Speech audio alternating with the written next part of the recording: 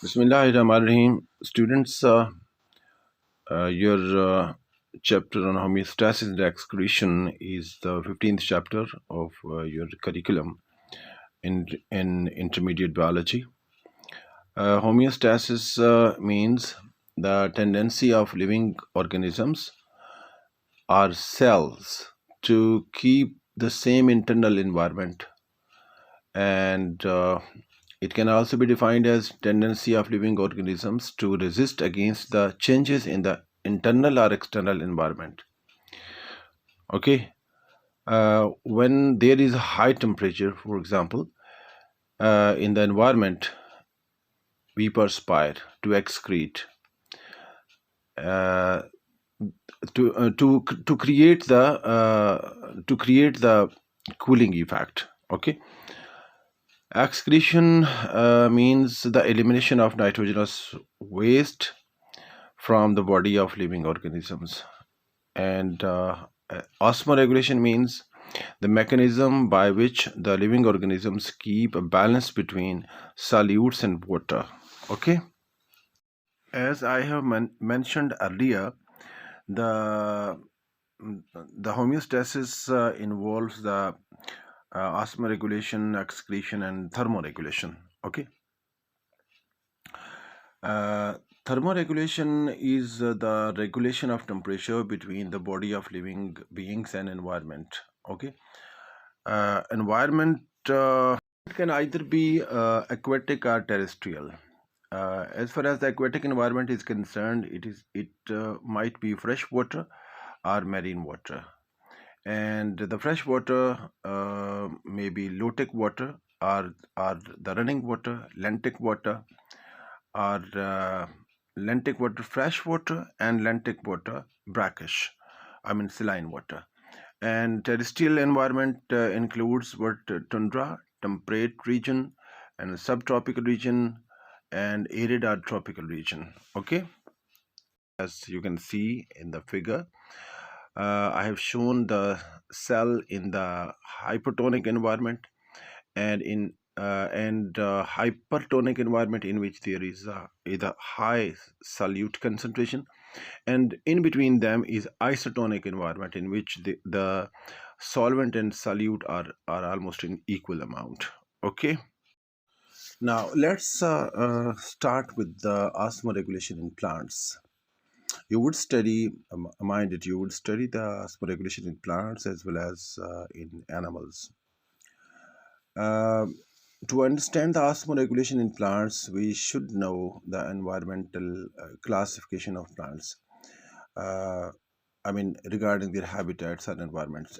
We should also know the hazards they face in their particular environment. So let's classify the plants regarding their environment. There are certain plants which are found embedded in the water, and those are known as hydrophytes. Okay, for example, sea lily and cara and hydrilla, elodia, etc., as I've shown in the figure. The next extreme is xerophytes. Those plants which are found in the desert environment, for example, euphorbia, cactus, etc., they use the little amount of water. Yet there are the plants which are in between them, between the hydrophytes and xerophytes. Those are known as mesophytes. The mesophytes are those plants which utilize the moderate amount of water. Okay, as I have shown the figure, rosa indica and mango, brassica, etc., these are the plants which are known as mesophytes. Okay, uh, now let's come to the problems they face. The hydrophytes, they have the problem of loss of the ions. Okay, uh, and the solution to this problem, to every problem there is a solution. Okay, uh, the solution to the loss of their ions is that they have large leaf surface area, and they have the stomata on both sides of the leaves. Next comes with the mesophytes. The mesophytes are those plants uh, in which there is a problem of loss of water and loss of ions as well. Okay, so they keep on fluctuating their problem, and they act accordingly. As far as the xerophytes are concerned, the xerophytes have the problem of loss of water, as they have a meager amount of water, little amount of water. I have told you people, the xerophytes, they have the problem of loss of water. So to solve this problem, they have they develop the thick cuticle layer around their surface, and the stomata are in depressions. I mean, they are deep in their body, and the leaves are small, or even leaves may not be present, and photosynthesis is carried out at night. So these are what the solutions which they have devised to live. Okay. Well, next is the osmoregulation in animals. Animals again are found either in the freshwater or marine water or terrestrial environment. Okay. There are two approaches about the osmoregulation in animals.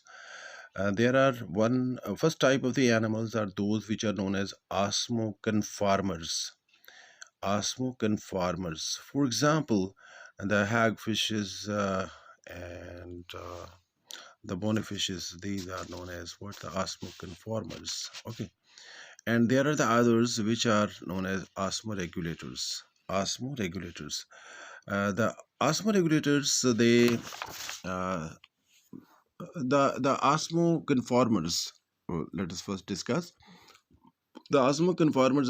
Are those animals, particularly the fishes. They have devised what the uh, four mechanisms. One is what they excrete the salts, extra salts from their gills and from the skin. The rectal gland is also modified for the excretion, and they retain urea. They retain urea in the blood, and urea is a toxic substance. So to diffuse its toxicity, they produce what, trimethylamine oxide. Okay, and next comes what, the bonifishes. The bonifishes, they have the intake of large volume of water, excrete small amount of water, and excretion. Well, the bonifishes, I was telling you people, they they take large volume of water, excrete small amount of water, and excrete large amount of ions. Okay, as far as the adaptation of freshwater animals are protists are concerned, the paramecium, for example, and amoeba, as I have shown in the figure, uh, they have large number of contractile vacuoles. Okay, and through those vacuoles they excrete water. Okay, and save the ions. And next is what, the fishes, they also, the fishes, they exchange the ions and water from even the skin, their skin. Okay, so this is all about how the excretion and thermoregulation and osmoregulation